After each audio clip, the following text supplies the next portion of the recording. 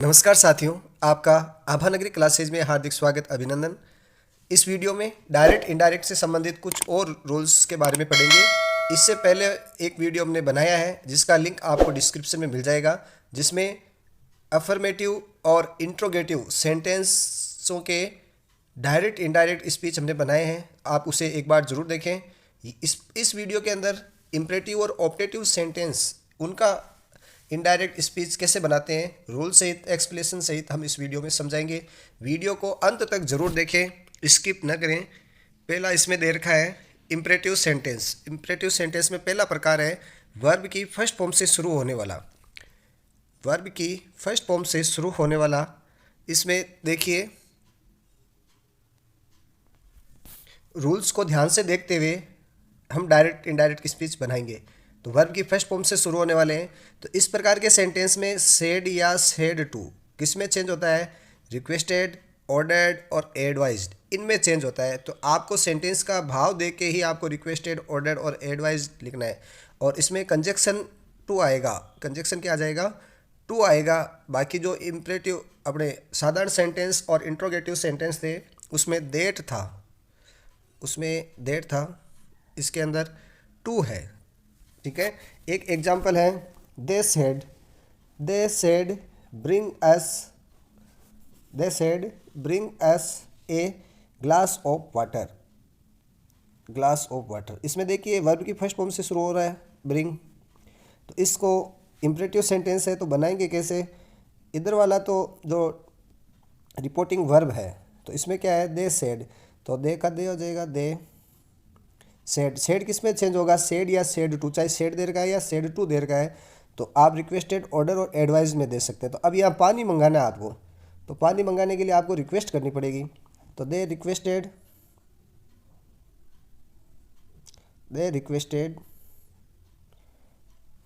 आगे क्या आ जाएगा? अब यहाँ देखिए ऑब्जेक्ट नहीं है तो कंजक्शन क्या आ जाएगा? टू आएगा। या इस प्रकार के सेंटेंस में कंजक्शन टू आता है। बाकी सभी में हमने डेट किया था। They requested to. अब आगे क्या करना है इसमें देखिए, ब्रिंग अस किस में चेंज होगा? ये प्रोनाउन है, इसमें तीन प्रकार के चेंज करते हैं, टेंस, प्रोनाउन और अदर वर्ड। तो प्रोनाउन चेंज करते हैं अस क्या है? फर्स्ट पर्सन है, और फर्स्ट पर्सन हमेशा सब्जेक्ट के अनुसार चेंज होता है। तो दे का ये ऑब्जेक्टिव केस कौन सा हो जाएगा? देम, क्योंकि एस यहाँ वी का ऑब्जेक्टिव केस है, वी का ऑब्जेक्टिव केस एस होता है। तो यहाँ दे का ऑब्जेक्टिव केस कौन सा हो जाएगा? देम हो जाएगा। Them a glass of water. तो इस प्रकार ये सेंटेंस इसका बन जाएगा, they requested to bring them, ये एस चेंज हुआ है, देम में a glass of water. Next है दूसरा प्रकार है डू नॉट से शुरू होने वाले इंपरेटिव सेंटेंस। डू नॉट से यानी नेगेटिव भाव है यहाँ पे, तो इसमें भी सेड या सेड टू किस में चेंज हो जाएगा? रिक्वेस्टेड, ऑर्डर्ड और एडवाइस। इसमें एडवाइस भी दी जा सकती है आपको, ऑर्डर भी, इसमें जैसा भाव है वैसा हो जाएगा। लेकिन इसमें क्या करना है? ऑब्जेक्ट के बाद में क्या लगाएंगे? नोट लगाएंगे। इसका ध्यान रखेंगे क्योंकि नेगेटिव सेंटेंस है ये, तो नोट तो होगा ही इसमें। इसमें भी कंजक्शन देखिए क्या है? टू है, देट नहीं है। इम्परेटिव सेंटेंस में केवल एक स्टेज को छोड़ के बाकी सभी में टू का प्रयोग करते हैं। और इसमें आगे क्या है? डू हटा दो और शेष वाक्य जोड़ दो, ये इसमें देखना है। तो सबसे पहले क्या एग्जाम्पल दे रखा है? The teacher said to me do not. ये पहचान है कौन सा सेंटेंस है? डू नॉट से शुरू होने वाला वाक्य है। तो इसको अब आपको इनडायरेक्ट स्पीच में बदलना है।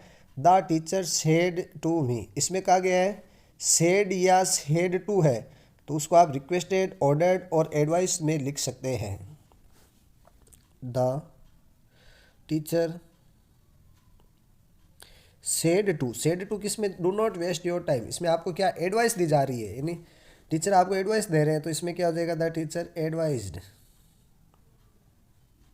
टीचर एडवाइज्ड मी। अब कंजक्शन क्या लगेगा इसमें? टू लगेगा, टू। अब ये यहाँ क्या कह रहे हैं? डू को हटा दीजिए आप, तो ये वाला चलो हटा दिया। और यहाँ देखो नेगेटिव, पहले ऑब्जेक्ट के बाद में देखिए क्या है? ऑब्जेक्ट के बाद में नोट है, तो यहाँ पहले टू नहीं आएगा, पहले नोट आएगा। इसमें ऑब्जेक्ट आ गया ऑब्जेक्ट के बाद में नोट, और इसके बाद में क्या आएगा, कंजक्शन टू आएगा। तो यहाँ तक का हो गया आपने। अब आगे वेस्ट योर टाइम, तो वेस्ट योर प्रोनाउन है और कौन सा है, सेकंड पर्सन है और पजेसिव इसका केस है, तो सेकंड पर्सन ऑब्जेक्ट के अनुसार होता है चेंज। और मी का पजेसिव केस कौन सा होता है, माई, आई मी माई, माई टाइम। इस प्रकार इसका ये सेंटेंस हो जाएगा, the teacher advised me not to waste my time. और नोट का एक और प्रकार का भी सेंटेंस है, नेक्स्ट वही दे रखा है, डू नॉट से शुरू होने वाले वाक्य। इसमें क्या होता है, सेड और सेड टू दे रखा है, उसके स्थान पे हम क्या लिख सकते हैं, फॉरबेड लिखते हैं, और इसमें भी कंजक्शन टू है। यहाँ क्या है, डू नॉट पूरा ही हट जाता है, डू और नॉट दोनों ही हट जाते हैं, शेष वाक्य जोड़ दिया जाता है, नॉट भी हट जाता है, डू नॉट लिख सकते हैं, यहाँ दोनों हट जाते हैं। तो क्या हो जाएगा, से ये वाला रिपोर्टिंग वर्ब देखिए, द टीचर, अब सेड टू की जगह हम फॉरवर्ड लिख रहे हैं, नहीं तो पहले वाले में तो एडवाइस लिखा था। ये दो प्रकार से कर सकते हैं, फॉरवर्ड से भी कर सकते हैं, एडवाइस वैसे भी कर सकते हैं। तो जो आपको ऑप्शन में दे रखा है उसी आधार पे उसको आप राइट आंसर चयन करेंगे, फॉरवर्ड। अब यहाँ नोट नहीं आएगा क्योंकि फॉरवर्ड का खुद का अर्थ होता है मना करना, फॉरवर्ड मी। तो ये पूरा का पूरा अब ये डू नॉट हटा देते हैं, शेष वाक्य जोड़ देते हैं, लेकिन कंजक्शन लिखेंगे टू वेस्ट, वापिस योर ऑब्जेक्ट का पॉजिटिव केस है, ऑब्जेक्ट यानी सेकंड पर्सन है, ऑब्जेक्ट के अनुसार चेंज होता है। तो मी का पॉजिटिव केस क्या हो जाएगा, माई टाइम। तो ये सेंटेंस ऐसा बन गया, the teacher forbade me to waste my time. या फॉरबेड लिख दिया इसलिए नोट लगाने की आवश्यकता नहीं है, यदि आप नोट लगाते तो यहाँ एडवाइस के द्वारा ये बन जाता। तो दोनों ही तरीके से सही है, जो आपको ऑप्शन में दे रखा है उसको आप राइट करेंगे। नेक्स्ट है, प्लीज और काइंडली से शुरू होने वाले इम्परेटिव सेंटेंस। इसमें क्या हो जाएगा, सेड या सेड टू।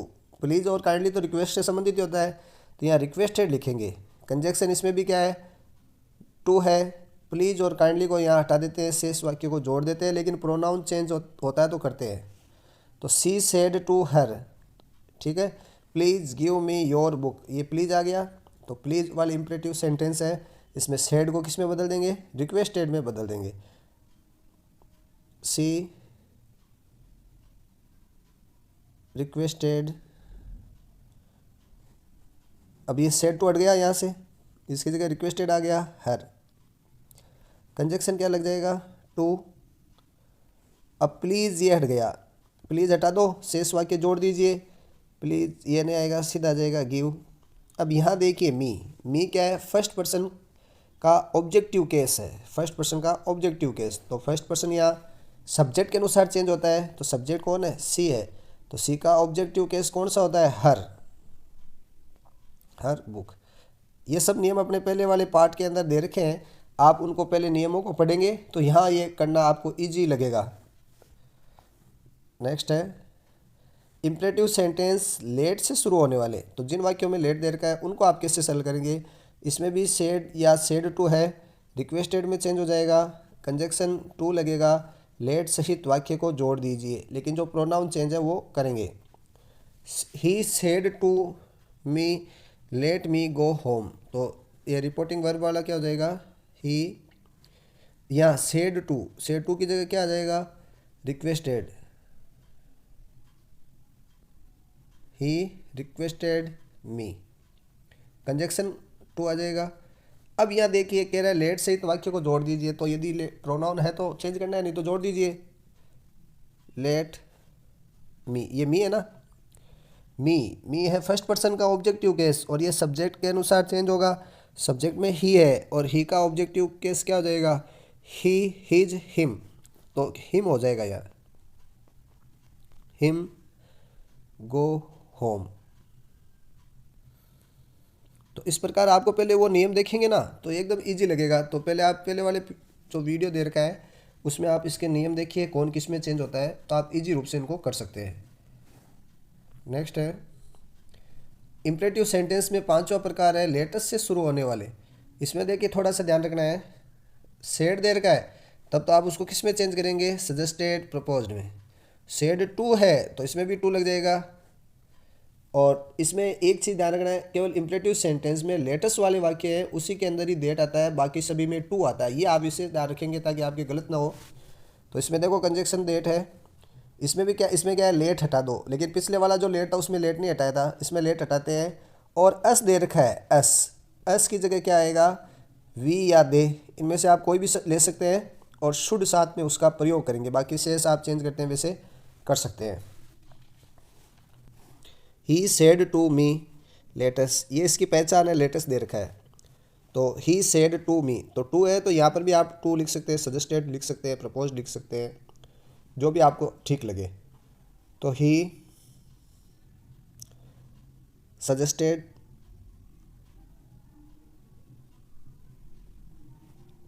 टू है ना, तो यहाँ पर भी टू आ जाएगा साथ में, ही सजेस्टेड टू मी।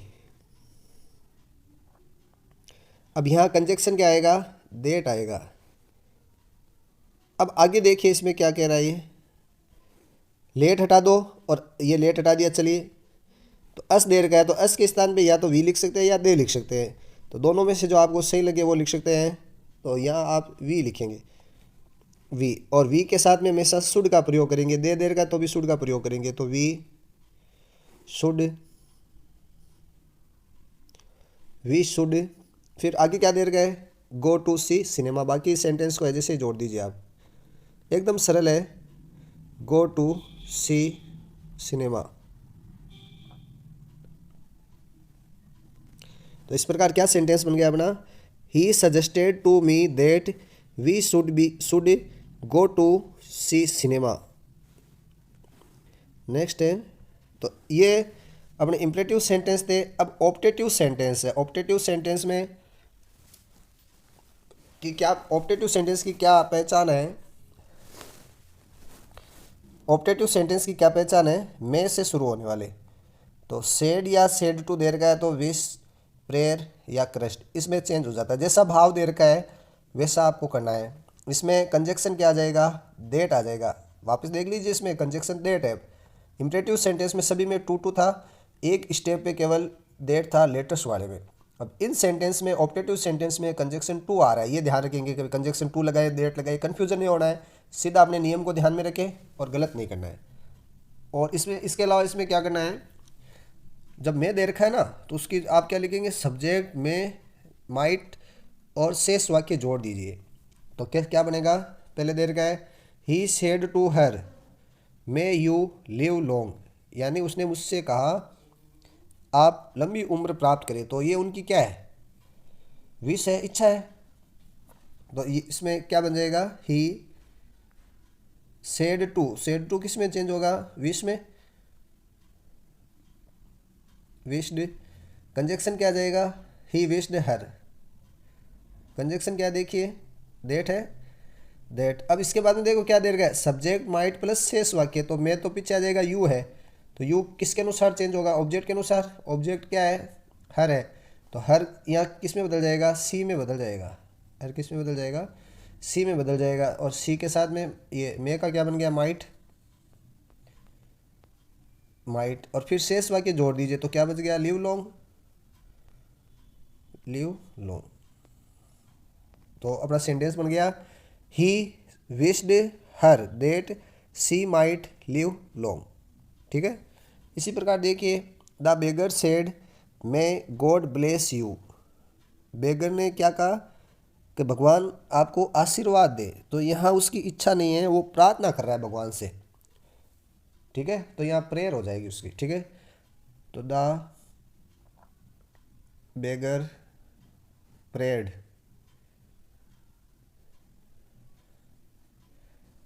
अब यहाँ ऑब्जेक्ट तो दे नहीं रखा, ठीक है, ऑब्जेक्ट नहीं दे रखा तो सीधा इसमें कंजक्शन क्या आ जाएगा, दैट। अब बाकी देखो सेंटेंस है, इसको सही रूप में बदलना है तो गॉड,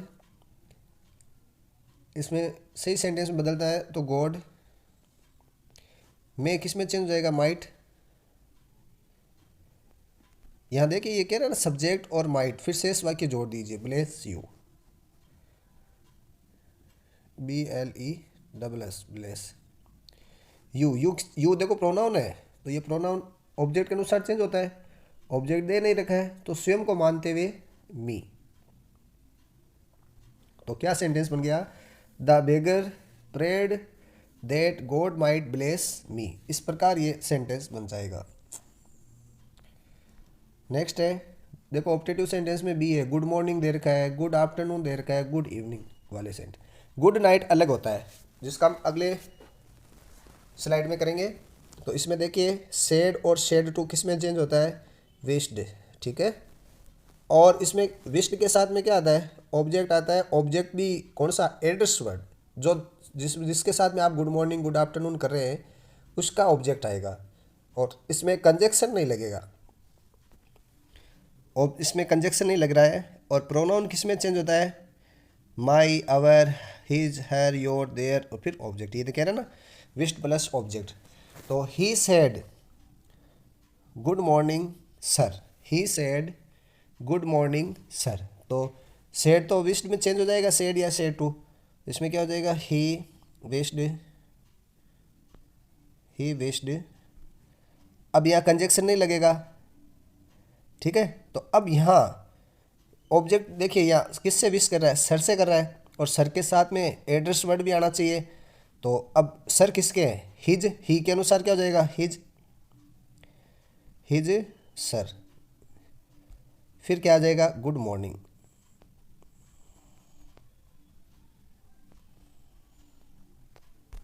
तो समझ में आ गया आपके, ही विश्ड हिज सर। यहाँ ही था ना, इसलिए इसका प्रोनाउन फॉर्म हिज हो जाएगा। तो ही विश्ड हिज सर। यदि यहाँ सी होता तो हर सर हो जाता। ये है ना, एड्रेस वर्ड, विश्ड के बाद में ऑब्जेक्ट, और ऑब्जेक्ट के साथ में क्या आएगा, प्रोनाउन, माई, अवर, ठीक है, his, her, your, there.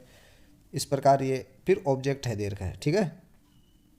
Next है, ये तो था गुड मॉर्निंग, गुड आफ्टरनून और गुड इवनिंग। अब देखिए गुड बाय, यानी अलविदा करते हैं जाने के लिए, गुड नाइट जाने के लिए करते हैं। तो इसमें शेड और शेड टू किस में, बेड में चेंज होता है। इसमें भी कंजक्शन नहीं लगता है, ऑब्जेक्ट आता है, लेकिन ऑब्जेक्ट के साथ में क्या आते हैं, ये प्रोनाउंस आते हैं। तो ही सेड, तो ही सेड, सेड किस में चेंज आएगा, बेड में, ही बेड। कंजक्शन नहीं है, ये कह रहा है कंजक्शन लगता ही नहीं है। फिर अब इसमें फादर है ऑब्जेक्ट, तो फादर ही के अनुसार क्या हो जाएगा, हिज फादर, ही बेड हिज फादर, ही बेड हिज फादर। इसके बाद में जो दे रखा है गुड नाइट है, तो गुड नाइट लिख दीजिए, good night, good night, NIGHT, ठीक है। नेक्स्ट है, अब इस प्रकार के एक्सक्लेमेटरी सेंटेंस दे रखे हैं, तो उसमें देखो अलग अलग चेंज होते हैं। ये आपको अलग अलग सेंटेंस के उदाहरण करके ही आपको पता चलेगा। इसमें देखो सेड या said to, exclaimed with joy. यदि कहा हुर्रे, आह, इसमें जॉय यानी आनंद का भाव आ रहा है। आह, अलास, ओ, इसमें किसका भाव आ रहा है, सोरो। तो हम क्या लिखेंगे, एक्सक्लेम्ड विथ सोरो, यानी दुख का भाव आ रहा है, दर्द का भाव आ रहा है। इसी प्रकार surprise, exclaimed with surprise. Oh, what, how, good heaven. इसी प्रकार ब्रेवो, ब्रेवो कब आता है, ही सेड और शेड टू में एप्लेट विद ऑब्जेक्ट फिर शेंग, तो ब्रेवो। और सॉरी, सॉरी कब आता है, ग्रांट, एक्सक्लेम्ड विथ ग्रांट। यदि ब्रेवो और ये आते हैं तो इसमें ये ग्रांट आ जाएगा, और इसमें एप्लॉडेड आ जाएगा। और इसमें कंजक्शन क्या आता है, देट आता है, और एक्सक्लेमेटरी चिन्ह हट जाता है। ही सेड हुर्रे, देखो हुर्रे, तो इसमें किसका भाव आ रहा है, इसमें किसका भाव आ रहा है, आनंद का भाव आ रहा है ना। We have won the match, हमने मैच जीत लिया है। तो इसमें क्या हो जाएगा, ही सेड, ये सेड किस में चेंज हो जाएगा, ये देखो hurrah, exclaimed with Joy, he exclaimed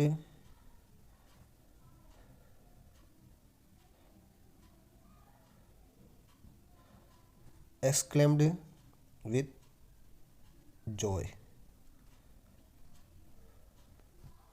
फिर इसमें कंजक्शन क्या आ जाएगा, that he exclaimed with Joy, that अब ये कह रहा है एक्सक्लेमेटरी चिन्ह और वर्ड हट जाएगा, तो ये वाला हुर्रा और ये हट जाएगा।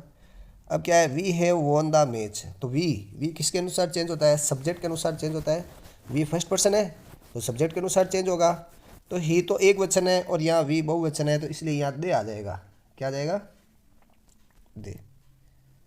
तो दैट, दे। अब टेंस चेंज हो जाएगा, यहाँ टेंस वॉन, विन की सेकंड फॉर्म वॉन है, यानी पास्ट इंडेफिनेट है, जो किस में चेंज हो जाएगा, पास्ट सिंपल में चेंज हो जाएगा। डिड है तो डिड हेड में चेंज हो जाएगा, और हेड के साथ में थर्ड फॉर्म आएगी have won, WON won. Have had में चेंज हो गया, और वॉन द मैच। वापस देखिए एक बार, he exclaimed with joy, exclaimed with joy क्यों आया है, हुरे की वजह से। वी किस, दैट तो कंजक्शन है, वी किस में चेंज हुआ है, दे में। हैव है, हेड में चेंज हो गया, और ये भी थर्ड फॉर्म है वॉन, तो वॉन थर्ड फॉर्म आ गई द मैच। तो इस प्रकार हमने इसमें इम्परेटिव और ऑप्टेटिव सेंटेंस सीखे हैं। अगले वीडियो में हम एक एक्सरसाइज लेके आएंगे जो विभिन्न प्रतियोगिता परीक्षाओं में जो क्वेश्चन आ रखे हैं उनसे संबंधित एक वीडियो बनाएंगे। तो मेरे चैनल को देखने के लिए आपको बहुत बहुत धन्यवाद, और जिन्होंने अभी तक सब्सक्राइब नहीं किया है वो चैनल को सब्सक्राइब करें। जय हिंद, जय भारत।